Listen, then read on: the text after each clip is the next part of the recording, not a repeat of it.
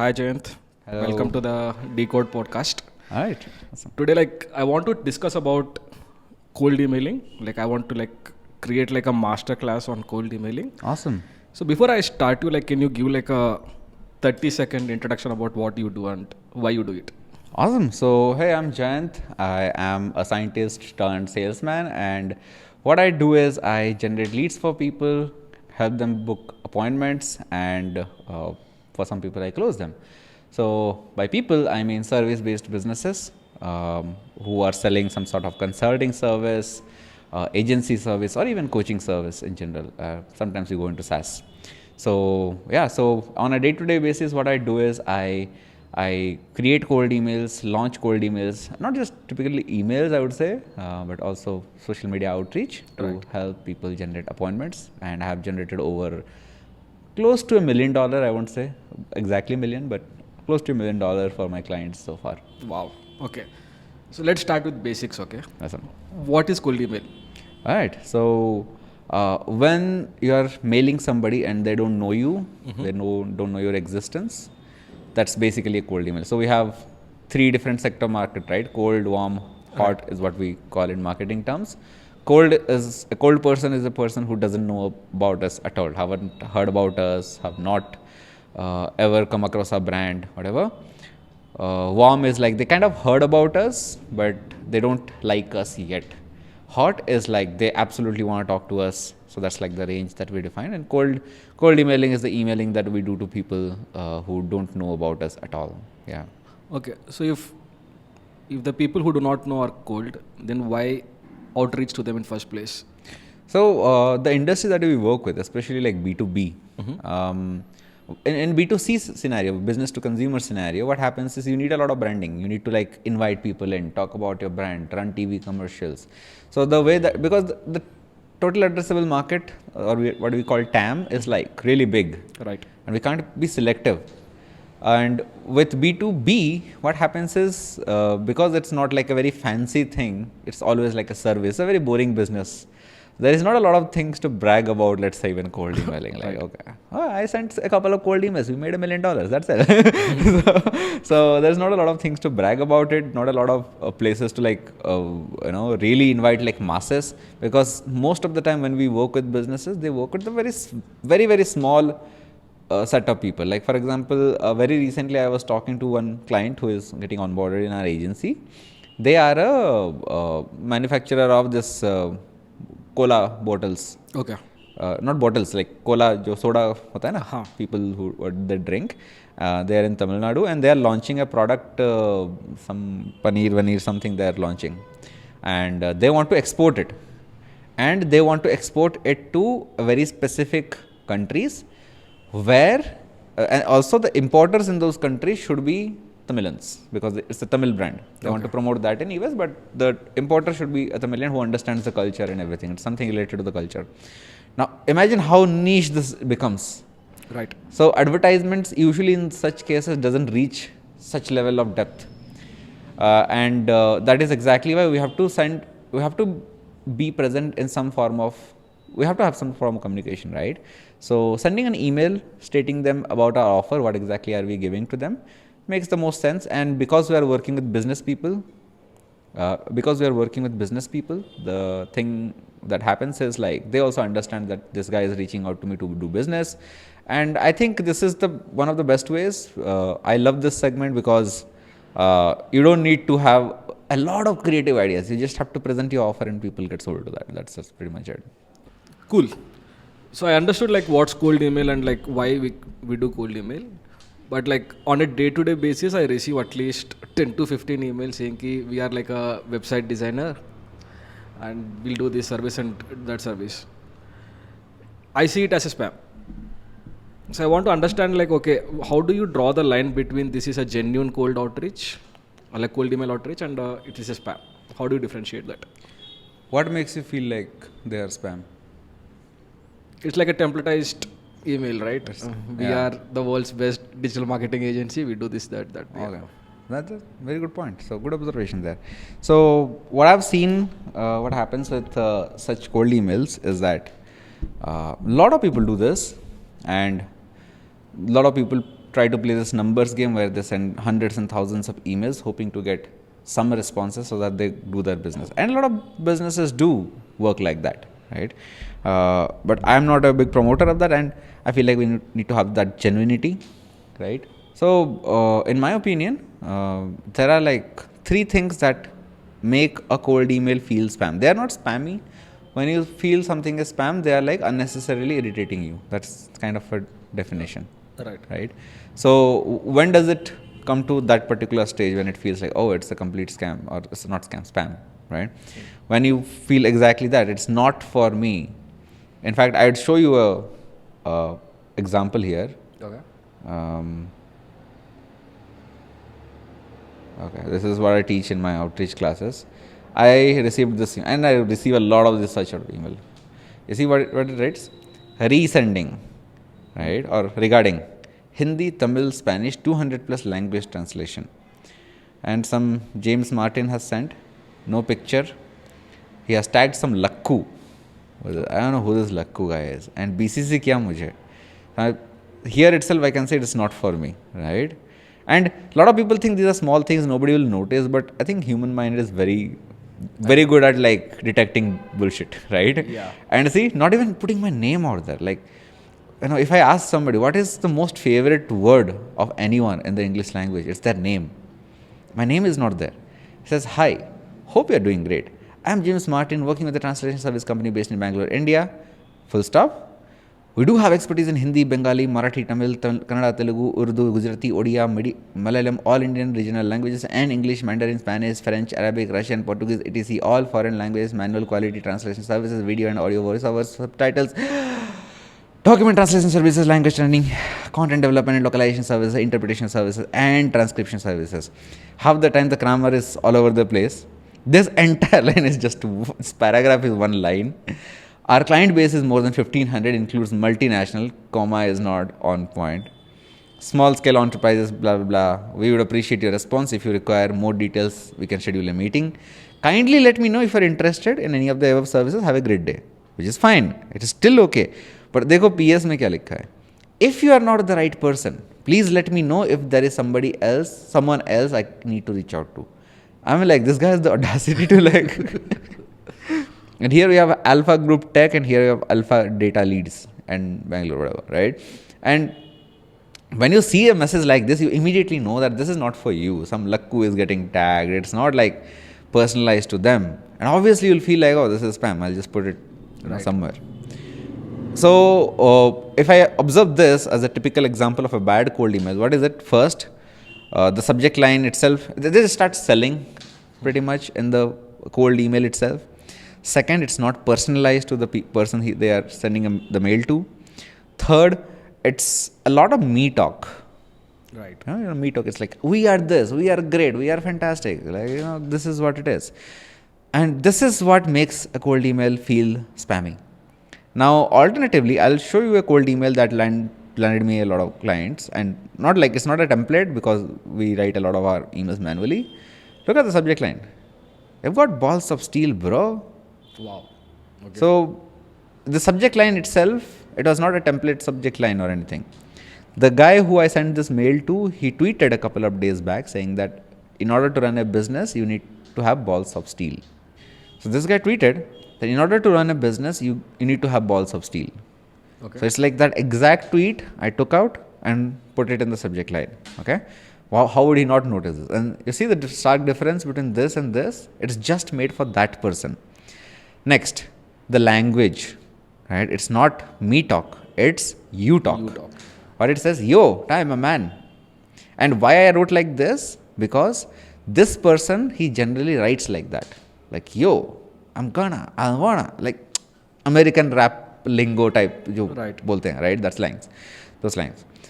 Then, again, so much more research. I see that you are hiring for appointment setters. So, another thing that I take care of when it comes to cold emailing is called triggers. Okay. We try to find out when a person is ready to buy. One of the easiest examples is when they are hiring already. Okay. They're hiring, they are open to get the job done, right? So it's pretty simple. So he was hiring for an appointment setter, which is the exact kind of services that we provide. And I actually applied for that job as well. Not just this, for job as well, I wrote, I see that you are hiring for appointment setter. Honestly speaking, bro, your email list is a gold mine in itself. With a few tweaks, you can automate the entire process. See, till this point, in fact, till the next couple of points, I have not even talked about my services. I see that you are getting 42% open rates, again, a data that I got from his Twitter on average, but I would love to know the click rates and reply rates. Again, my B is small. It feels like I have typed it by hand. It's not automated. I would like purposefully do a small grammatical mistake that makes the entire cold email feels like, oh, is this not automated? And it's generally not automated. It's all about them, right? I use a reply back strategy in my email series. Now I'm talking about myself.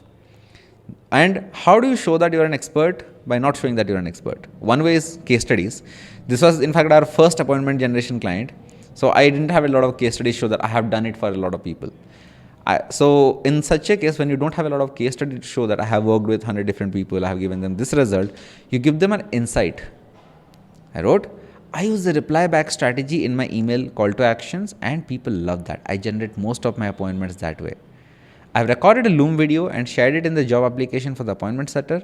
Have a look and let me know what you think. Jay. Not even Jayant, Jay. Okay. It's like my nickname. Right? Then went over to Typeform. I'm intrigued. Let's do a call and explore potentially working together. This was the call. And every time I send a mail like this, nobody denies. I mean, again, let's say we break it down. This email, for 60% of the part, it's about the client. We are giving you an offer. We're giving you a service. I'm giving you an idea. And if you want to work together, here's, I have done this also. Let's have a talk. So this is what separates regular spammy cold emails from all this very genuine cold email. It's not about them, and honestly, nobody cares about me. Nobody will care about like how big of a list I have. They will care about what I can do for them. So if it is more about the client, and generally you are adding some value by giving some insights or anything, this one makes you an authority. Two, it kind of invokes a feeling of reciprocity. The moment he got this insight, he would have thought like, oh, I didn't think about that. Let's see his Loom video. And he watched that Loom video. It was a 13-minute Loom video. And he replied back saying, oh, a lot of insights here. Let's talk about it. Right? And we closed him for what, I think $2,000-3,000 a month for 6 months. So, and this client was also very good, like very good review he gave us. So it's not scalable. But whenever somebody asks me, okay, Jayant, it's not scalable, I can't send thousands of email. A lot of the time when people think about scale, they think, and I believe this belief is wrong itself, scale doesn't mean, a lot of people think that by scale, it means multiplication of efforts. The way I see scale is it multiplication of results. That is the difference. Yeah. Right? Multiplication of effort means I should send thousands of emails every single minute. Multiplication of results mean I should send 10 emails and I should still book 2 appointments or 3 appointments, like 30% booking rate should come. So that way, if you see, you can automate this particular part. The efficiency will be utter low, like maybe 0.1% reply rate or even less than that.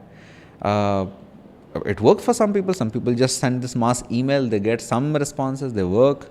But when you have to genuinely build some connection and you know that your time is very small, very specific, only to coaching, consulting, service-based businesses, not anyone else in the world, and there is a very specific kind of service you can give them, not like full-fledged marketing. So you have to go more of a, I would say, scalable in terms of more results kind of a angle. So yeah, if my time is small, I would write all my emails myself. What's the problem? Right. Understood that. We'll come to the scalable part in a bit. Yeah. So one of the reasons, of course, I obviously heard about cold emails like long time back, but I would never send it because the reason of rejection. Like what if the other person says no? And that kind of stopped me from sending the emails till I met you and I had that conversation on our onboarding call. So like for somebody who has this challenge of I will be rejected if I send an email, what advice would you give to him or her? So what if you get rejected? It feels hurt, right? So be a man, deal with it. I get it. Look, I'm just kidding. Just because when I was a scientist, I would send a lot of cold emails. So I used to do my PhD, and one of the problems I was facing was I was doing my PhD in an university. So universities asked for teaching, and I was doing research, and I needed lab equipment, which my university didn't have. So I had to mail professors in US, Canada, and just hope for a collaboration. And I would send them these mails, and hope to get a response. And I would get like such bad response to, because their money is not at all involved. Correct. They're just not willing to work with me, and it feels so bad. But after my 100th email, I understood that, like, they said no and they just forgot about you. It's me who is like, blaming the thing that, oh, it's not working. I'm just getting hurt. And the thing is, I'm not dead yet. That's one. Second, that guy is not the only scientist in the world. So I would just need one lab equipment to do my research. And there are about 100,000, or not 100,000, a few 50,000 kuch lab equipment hai itna world mein. Right. What are the chances that I would send 50,000 emails and I would not get a single positive response? And if you are in a service sector, and any given point of time, let's say you are in IT, you are a marketing agency, you'll probably need about 10 to 15 clients at any given point to have like really good revenues.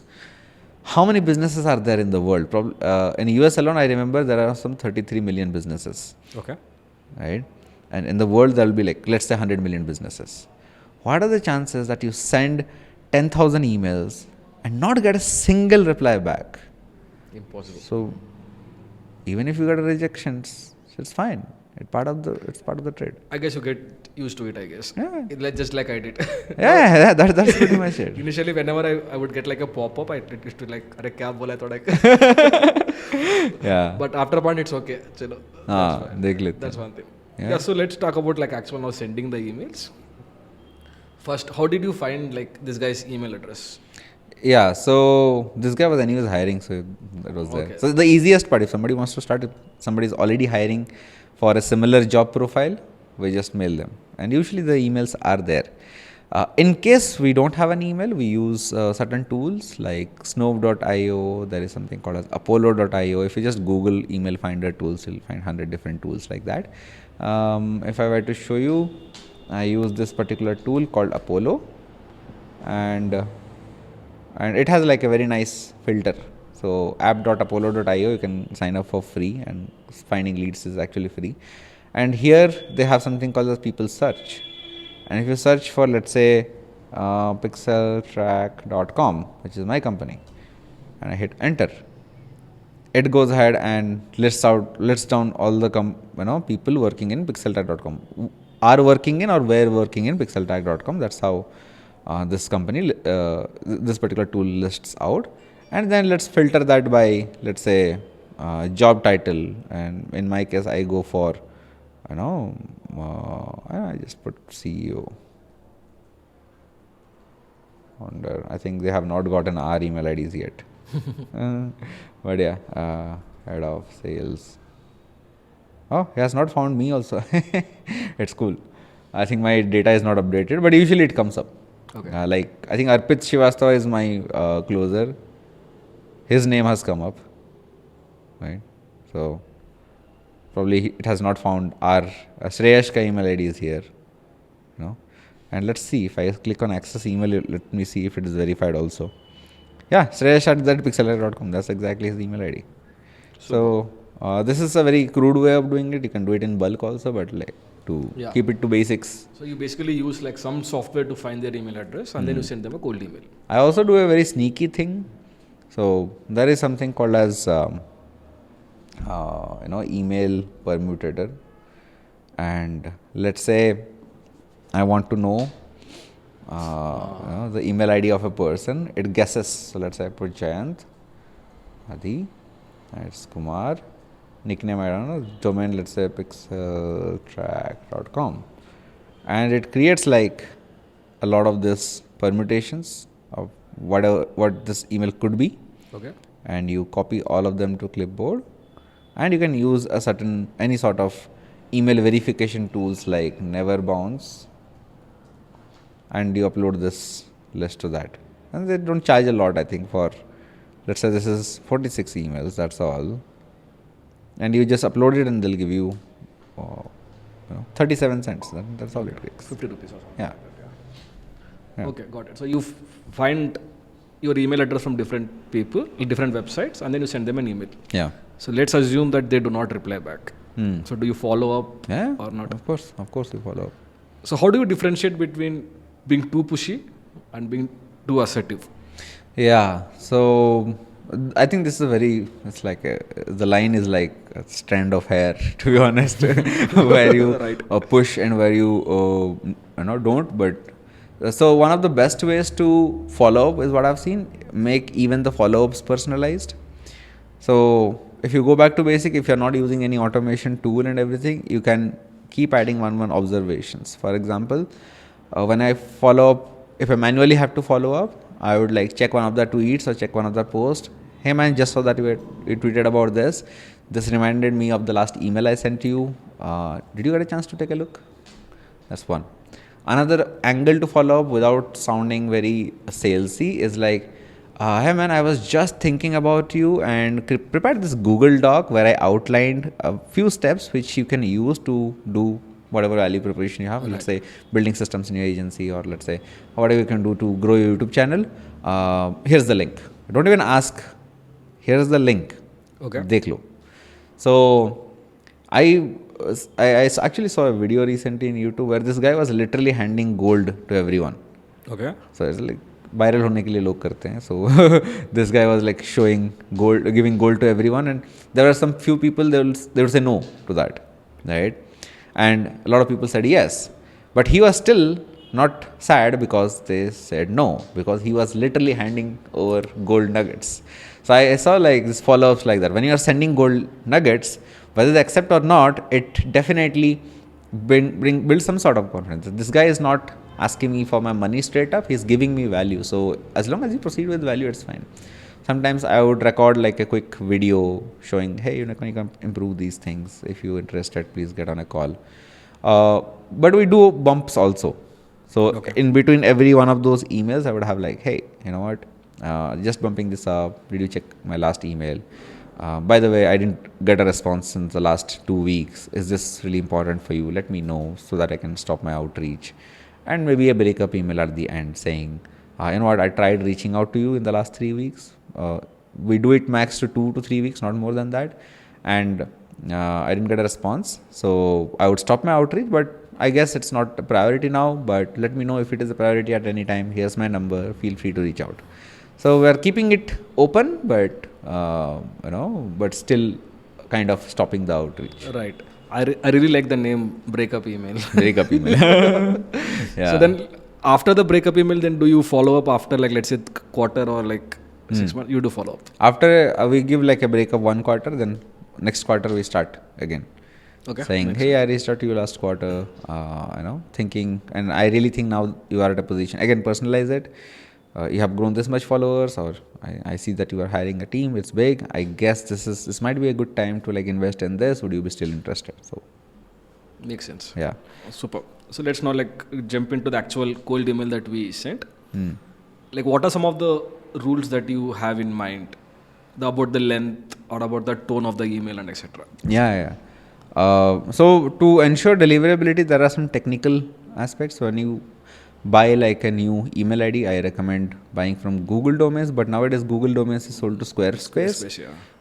So even if you buy from GoDaddy Namecheap, I always recommend Microsoft Outlook or Google Workspace to be the primary sender. A lot of people use this SMTP service, which sends them to spam and everything. So I don't agree with that. So what we do this is like, we use these, and then there are some settings, and you can Google about it. I don't know a lot about this. It's just that these are like best practices. There are something called as DKIM, SPF, and DMARC records. These are the 3 domain name records that we need to update. How to do that? There are like 100 different videos out there, and you can watch because I don't want to mess up my emails while showing the demo of it. So yeah, that's one. And second, what we do is like warm the emails up. By warm up, I mean there should be some transactions happening in the emails. So it should feel genuine.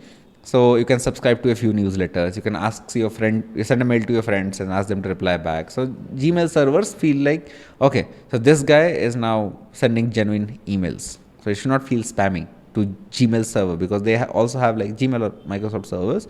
They also have like filters to know whether these emails are right or wrong. So that's there.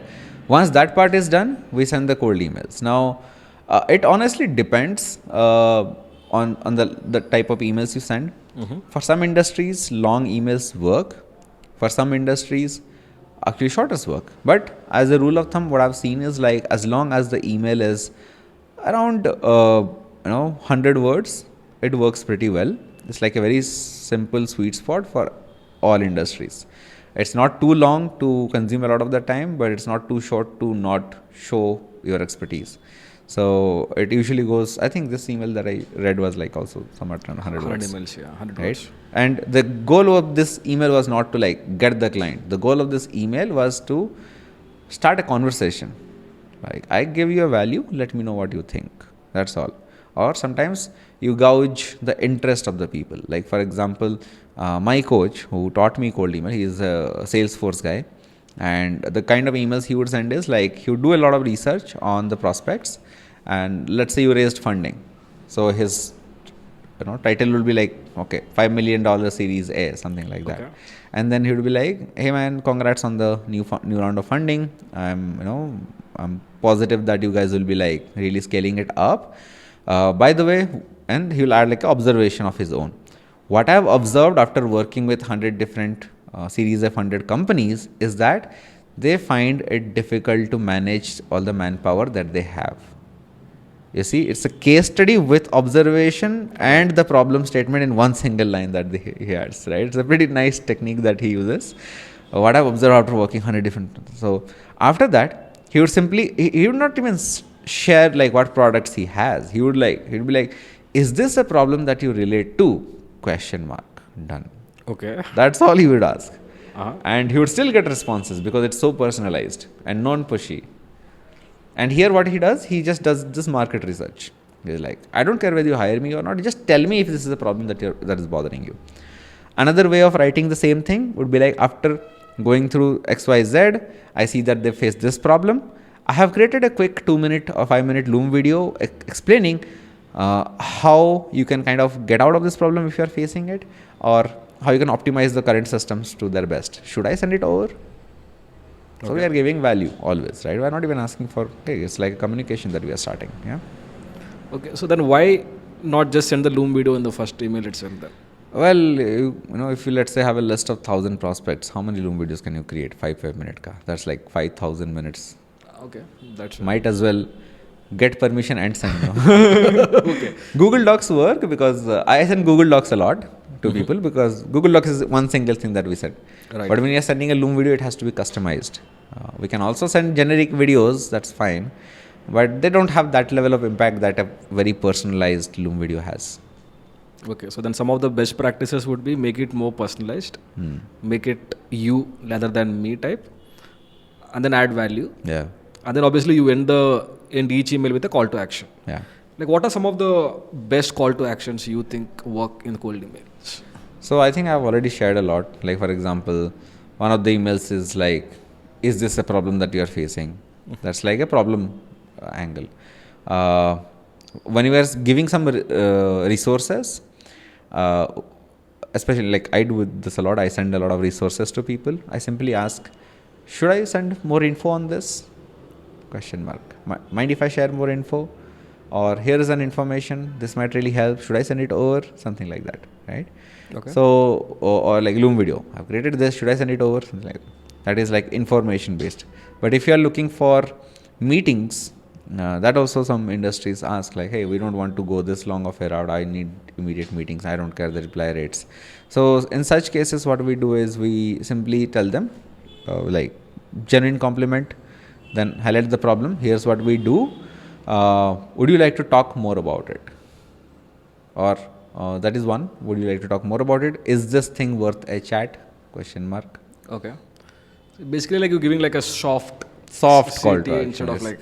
Because I mean, when you are sending a mail to a decision maker, let's say a CEO or a founder, they don't have time, and and when we are asking for time is as good as asking for money, because for them time is money. Time is money.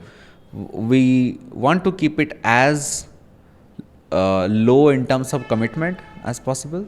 So that helps a lot. Right. Then I guess then it would be a very bad idea to just keep attached a brochure and along with the price. Oh, That's like a sure shot to fail, I guess. 100%, 100%. Brochure is like, again, in a world where everybody is shouting, hey, buy my stuff, buy my shirt, give me my money, you should stand out by saying, hey, you know what? This is a free thing that might really help you.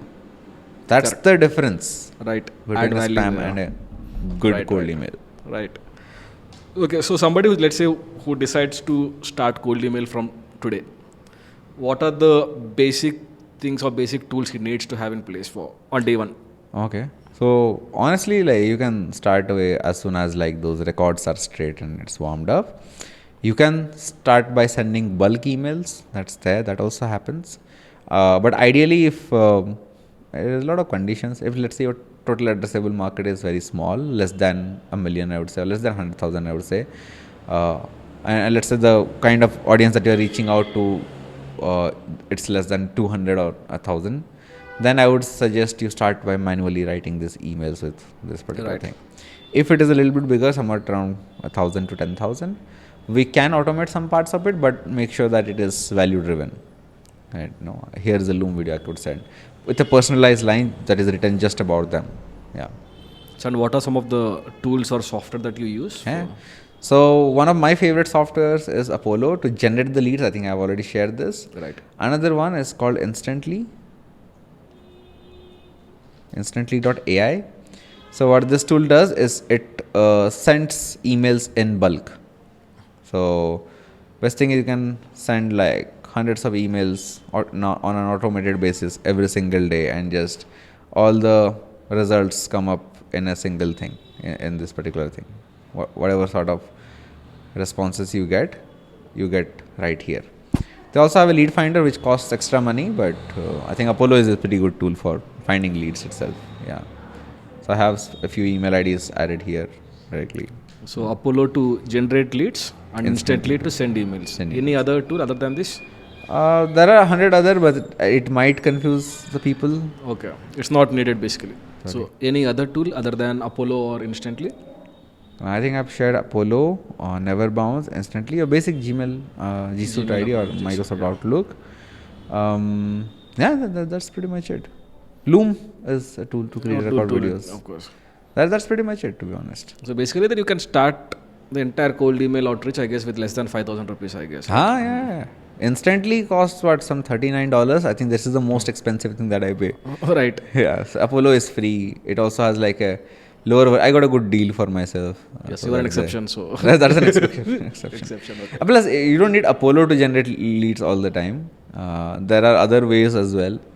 Like, I mean, Apollo ka free version mein hi, if you go to a LinkedIn profile, it will give you like an email ID. If you just copy paste that, I think 250 emails you can extract in a day Okay, then for that's free. like That's fine. So, okay, then how much you want? Yeah. Also, you can also use like LinkedIn, I guess, right? Also, LinkedIn again is free, right? it's So free you don't again, have of to course, do yeah. anything, yeah. So basically, again, like I guess you don't even need 5,000. I guess you just can start from free on day one itself. I guess. Yeah, start If from you want to scale it, then you can use this. In fact, nowadays I've changed my strategy after talking to you only. Like you start with LinkedIn and Twitter outreach. Don't even build a website or Right, yeah. have a basic website, but start outreach there so that you don't have to even buy these tools. And the concept is simple. When you reach out to somebody, make it personalized, add value, people will 100% reply back. Correct. And you know why people send this mass email? They are also scared of rejections, because putting a lot of effort and that getting rejected feels, it hurts more than just sending a bunch of email and a lot of people rejecting you. And you know what? Then again, still the efficiency reduces, so there's no point doing it. Right. Yeah. Makes sense. So I'm somebody who believes in metrics and tracking numbers. So just say you have ran a campaign of let's say 1,000 emails. How would you know first is the campaign successful or not? And to know that, what are some of the metrics that you track? So global average positive response rate is about 1%. Okay. So number of replies divided by number of emails sent into 100. Number of responses. Responses. Number of positive responses divided by, and not even number of emails, I would say number of responses divided by number of leads multiplied by 100. That's like positive 1%. response rate. Globally, it's like 10%. Sorry, 1%, 1%. not 10%. It goes from 1 to 3%. So as long as you are above 3, if you are 3 also, it's considered as pretty good. So that's that. I try to be above that. And whenever you're sharing value, 100%, I can bet you will get like very good response. In fact, if I show you my analytics, so what I have not done it for a long time. Okay, this is the campaign that I sent. I think I ended it pretty fast. A lot, last 3 months, last 6 months का देखते हैं. I sent 242 emails, not even 1,000. 202 of them opened. So I don't track open rates a lot because Apple's privacy and all those is not very accurate. But 23 people replied, which is 9.5%, which is triple than what our standard is. And out of those 23 people who asked for a Loom video, 20 people booked a meeting with us. Okay. So pretty solid. So basically, then you only track number of leads and number of replies. Yeah, pretty That's simple. it, right? Yeah. Then do you do A/B testing or something like that? Yeah. We do split testing with the subject line that we write. If it is automated, if it is manual, so then It doesn't make sense. Okay. again, if it is manual and the subject line is very, very personalized to them, then they will open 100%. I can tell you this. So there is no way that they won't open. So we test between subject lines. We test between the call to actions that we put. If let's say we don't get a lot of positive, if we get a lot of opens and don't get a lot of positive responses, that means something in the copy is not hitting the right spot. Okay. So we change those things, we tweak those things. If worst case scenario, when the results don't come very well, we go into the manual outreach method.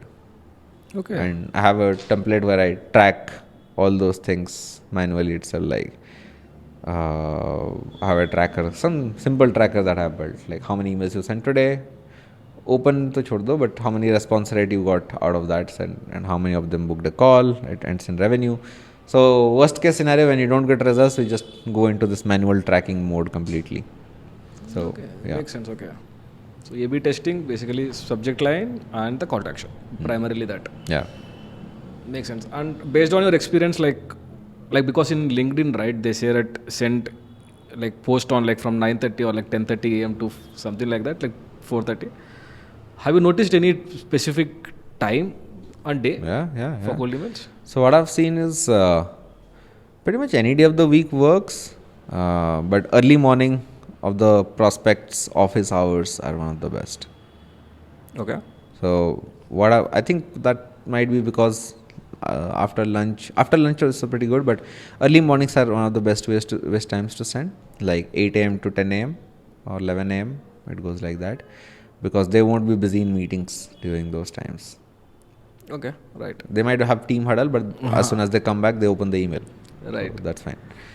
Are there like two things that I saw in your email, right? One, there are no images, and there are second, like there are no like social proof or testimony. Let's talk about these two. Why no images in your? I mean, do they care? And ultimately, like if I send you an email, would you care if it's like a fancy e-commerce style images, me showing my biceps? It doesn't matter, right? Right. You are busy. You don't have time to like check any of those things. You need to the point, crisp value. You can design all sorts of images, but they don't help a lot. I have tried this, and many times if you put images, they might start going into spam because their servers might think that this guy is trying to spam people. That's number one. Number two is like I add links. It's not like that I don't add links. I don't add hyperlinks. By hyper means you in a block of text, like click here to go there. I don't do that. Okay. I would paste like the raw link. Why? Because if it is a hyperlinked text, you could be a spammer taking them to a different website. That's a good So one. if it's a raw link, like a Google Doc link or a YouTube link or a Loom link, chances are you are going to loom.com and they are complied with Google. So raw links work. One of the good ways, if you at all want to do this, one of my friends suggested this. So what they do is they are doing a lot of 2-minute podcasts. Okay. So not a long podcast, but 2 minutes, 3 minutes, very specific question, very specific answer. That's what they're doing. And they'll put it in Apple Podcast. And in the signature, they'll be like, check our Apple Podcast here. Short link. Oh, okay. And a lot of these prospects will go and check the Apple's podcast and the whatever podcast they're putting, and they will get nurtured there, and they will come back and reply back because they will feel, oh, this guy knows a lot. Genuine guy and everything. They'll put like LinkedIn URL, YouTube URL. They'll see LinkedIn mein some 20,000 followers, subscribers, and podcasts. It's good content. So inherently that authority builds. Yeah, so then in that case, it's better that we add some form of social proof and authority in the email itself. Signature mein you can add. Signature and everything. But not in like a main email or main body. And I wouldn't recommend in the main body normally. In case you are sending like a resource like video or Google Doc, then you can add. Not a problem. Okay, makes sense. Got it. Okay, so we coming to the end of the podcast. Let me ask you like a slightly different question, because you get asked like all these questions about cold email, right? What is the one question you wish the people ask you about cold email? Whoa, that's deep, bro. Okay, I never thought about it. Okay, so I think you've pretty much asked all the questions that I want people to ask. I think what people don't ask me is like, it's like how long is it sustainable? And I have a different theory that I might feel like contradicting myself here, but I feel like it's a short-term solution to a long-term problem. And the long-term problem being when we are in a B2B scenario and we want a lot of clients. The common thing is like, either go for referrals or send a bunch of cold emails, you get clients. What about the rest of the people? Let's say, in general, let's say my campaign has 1% success rate. Let's say I send 100 emails, one client converted. What about the rest 99 people, right? So a lot of people don't talk about that, and I keep thinking about this stat a lot. Like it bothers me. Even though my campaigns go very well, it bothers me, and I don't want to lose any leads. So one thing that I've observed is we need to have a longer term process. So there is an article by Marketing Sherpa. Let me see. B2B life cycle and nurturing, something like this. 65% of the B2B marketers are not nurturing. There are some 2-3 articles. So where was that graph? Let me check. There was a beautiful graph. I forgot the exact the article. So there was some article like a graph like this. Okay, it's not here, but I'll find it. There was a different article where they mentioned that it's been ever since the beginning of this cold email stuff and everything, the response rates have been steadily decreasing. Okay. And that's why we are trying to have these creative ways of Loom videos, value sharing. And there will come a point where everybody will be value sharing. How do you stand out then? Right? So ideally, the best thing is like if somebody comes to you, they should never leave. Whether they become a customer or not, they should have some sort of respect for you. So a long-term solution to a short-term or long-term problem would be having a mechanism that nurtures our prospects on a regular basis. And because of that, I think email newsletters are one of the best ways to, one, position you as thought leaders, and two, keep the clients in the loop, because nobody says no to the newsletter. So what we do is, nowadays the way we are sending cold emails is like, hey, I have started the newsletter on this. Would you like to sign up? Oh, so you cold email okay. Yeah. So there was a story. So Deepak, my co-founder, he was trying to raise, just trying to get some investor attention to our startups. So we have this startup called Learn Today. So this, every time we go and meet an investor, they would always like treat us like another startup, which is like, oh, these guys don't know anything. Or even though we have proven the marketing model, we have made a couple $1 million, they would always be like, somehow this vibe doesn't match, or they might be genuinely busy. So they would never give us enough time. And they would expect you to explain your last 3 years of startup journey in the next 10-15 minutes. And again, that time they'll be busy doing something on the phone. So we never had attention of the investors, what we observed. So what we did, in fact, what Deepak did, he actually started a newsletter, and he text messaged or emailed all those investors saying, hey, I'm starting this newsletter talking about startups thing, latest news, whatever. Should I add you in? So it's not even like, should you like to subscribe? No, I'll add your email. You just say yes. Okay. So everyone said yes. And we kept on writing newsletters, and we checked the open rates. There we checked the open rates. And for each of those investors who ignored us in the meeting, the open rates on newsletters were 95%. Wow. We got invited to events, we got invited into office, so we just commanded respect like that. Yeah. Oh, that's an excellent application on cold email to ask them to subscribe to our newsletter. Should I add you in? Like, I'll add you in just to say yes. Right, yeah. Okay, then let's talk about the different applications of cold email. Okay, so one is obviously you send a cold email to book a call or to get an appointment or something like basically to do a high ticket close. That's one. Yeah. Second would be the what we learned right now, the Newsletters. newsletter. Yeah. What are the other applications of Other cold email? applications should be invitation to podcasts. Okay. So I send a lot of cold emails to influencers out there to invite to my YouTube channel, interview them. So that's one. And guest posting in SEO, you need a lot of guest posts. Yeah, For right. that you need cold emails. If you want to build investor or partnerships along with other people, like I have this client, he might also need this service, I need your service, let me know. Or if you have this client, I have this service, can we collaborate? So for those partnerships, it's pretty good. Another way is to hire employees. So one of my friends, he did that. So he was not, so they're a video marketing agency called Mutter Media. And this guy was not getting the right kind of people he was trying to get with LinkedIn ads. So all sorts of freshers were coming. So he did cold emailing and outreach for hiring. Okay. So he would go and search for video editor with good amount of experience, and he would try to find, because people who are like really good, they would try to show off their work. They will post those in their LinkedIn profiles, the best videos and everything. And what happened was he would outreach them saying that, hey, we're looking for this. Would you like to get on a call and maybe discuss how we can work together? Yeah, that's again very creative. Hearing for the first time. Yeah. So that is another way. There would be more other ways. I think if you can Of course, brainstorm, there are will like, come yeah. up. But these are like primary 4-5. So there was one technique or like one strategy that I learned from Russell Brunson and Chet Holmes. It's called as Dream 100 strategy. Mm-hmm. So basically you identify like 100 influencers that you want to have some relationship with. Yeah. And then you do some form of cold outreach, like Yeah. email outreach or like a physical email. Yeah. I guess the same principles that we discussed here Exactly. applies everywhere as well. I guess. 100%, It doesn't 100%. matter. Yeah.